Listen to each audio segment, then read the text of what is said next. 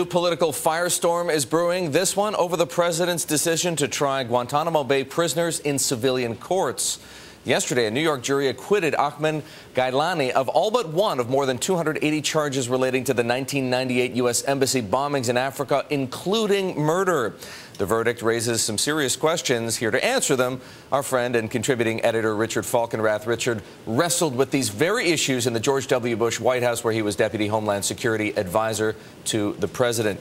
Richard, clearly fuel for the critics of the process, this verdict, and it is lending some legitimacy to the view that civilian courts cannot try terrorism cases. How much of a blow in your mind is this to the White House and to Attorney General Eric Holder, who championed the trials in civilian courts? This is a very serious blow. It really calls into question their ability to bring any of the Guantanamo detainees into civilian court right now. The issue is the compatibility of the intelligence methods we use against these individuals when they're captured and the federal rules of evidence. The stuff just isn't admissible in court. Well, every single admission has to be debated before the judge, and so certain things are and certain things aren't. In this case, the testimony of a key witness was excluded because the identity of this witness had been revealed through an interrogation of Ghailani before he'd been Mirandized. So is it, look, it's very difficult to put you in this position, but are we getting the sense that the verdict would have been different had that evidence been admitted? Yes. That is, I mean, no one ever knows exactly what a jury is going to do, but the guy whose testimony was excluded sold him the explosives that were used in the bombing. And so the jury was never allowed to hear that basic piece of information, and that's a pretty material fact. This guy was an important figure to be tried, but nothing next to Khalid Sheikh Mohammed. He's the big fish. He's the one that Holder really wanted to bring to trial in a New York federal courthouse. Based on what we've seen now, is there any chance of that happening? Very, very slim. There's no political support for that strategy in Congress. And so the Obama administration basically has two options. The first is try him in front of a military tribunal. The second is hold him indefinitely for the duration of hostilities with al-Qaeda, which basically just kicks the can down the road to the next president. Ultimately, though, Richard, there is a question here. Are we talking about fairness or are we talking about politics?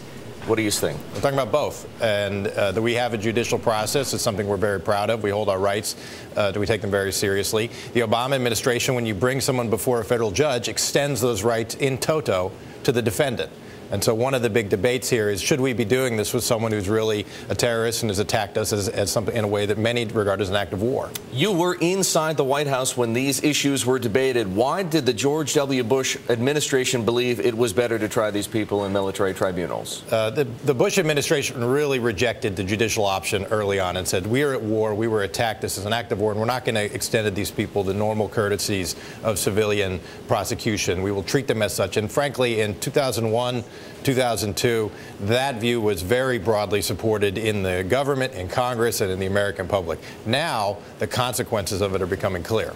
Richard, it may be a moot point, but the argument can be made that security wasn't an issue here. That's been one of the biggest, I guess, that's given critics of the Khalid Sheikh Mohammed trial a lot of ammunition, the idea that he couldn't get a secure trial.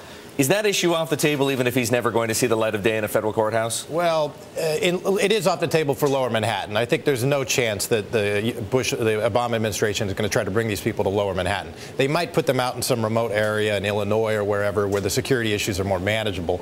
But there's two issues: where to hold them, Manhattan or somewhere else, and where to try them, in a civilian court or in a military tribunal, or never to give them a trial at all. Richard, as is so often the case, you've got unique insight into these cases because you were there when they were discussed at the White House.